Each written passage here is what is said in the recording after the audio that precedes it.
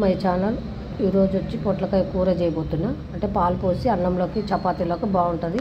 ఎలా చేయాలో చూపిస్తానండి. 2 స్పూన్లంత ఆయిల్ వేసుకుందాం.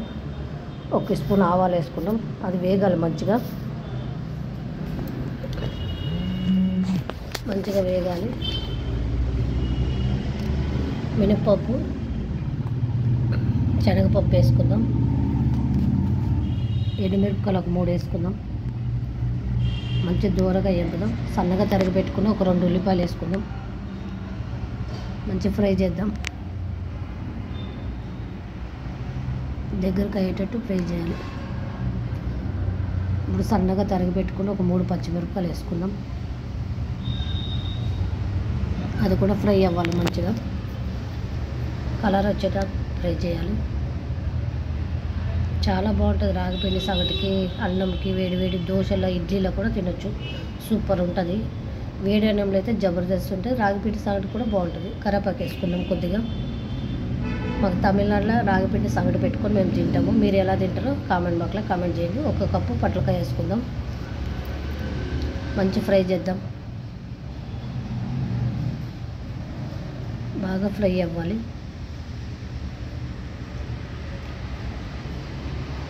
ఒక 10 నిమిషాలు మగ్గనియాలి. మళ్ళీ కలిపి మళ్ళీ మగ్గనిస్తాము. తర్వాత పాలు పోయాలి. కొంచెం మగ్గినాక పాలు పోయాలి.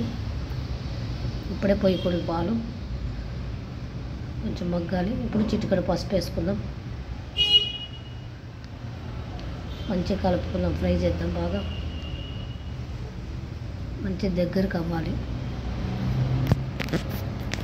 ఇప్పుడు 1/2 లీటర్ పాలు కాంచి పెట్టి ఉన్న, పచ్చిపాలు పోయకూడదండి. కాంచి పెట్టిన పాలే పోయాలి.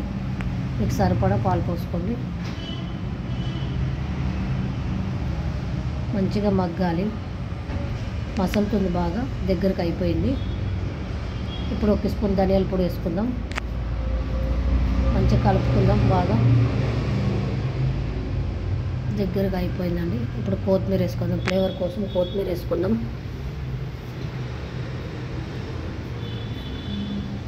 అయిపోయింది. మంచిగా దగ్గరగా అయింది. చూడండి, ఇట్లా అవ్వాలి. పాలు విరుక్కుండా ఉండాలి. లాస్ట్లో దింపేటప్పుడు మేము సాల్ట్ వేసుకుందాం.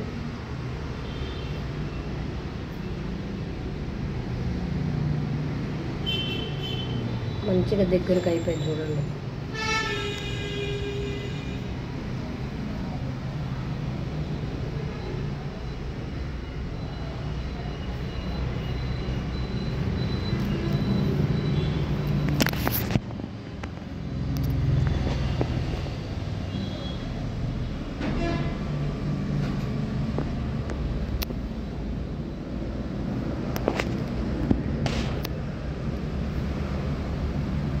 పొట్లకాయ అయిపోయిందండి. ఒక ప్లేట్లోకి తీసుకుందాం. రాగిపిండి సంగటి పొట్లకాయ పాలు పోసి వండింది అయిపోయిందండి. ఎలా ఉందో మీరు కూడా ట్రై చేసి కామెంట్ బాక్స్లో కామెంట్ చేసి లైక్ చేయండి. థ్యాంక్ యూ అండి.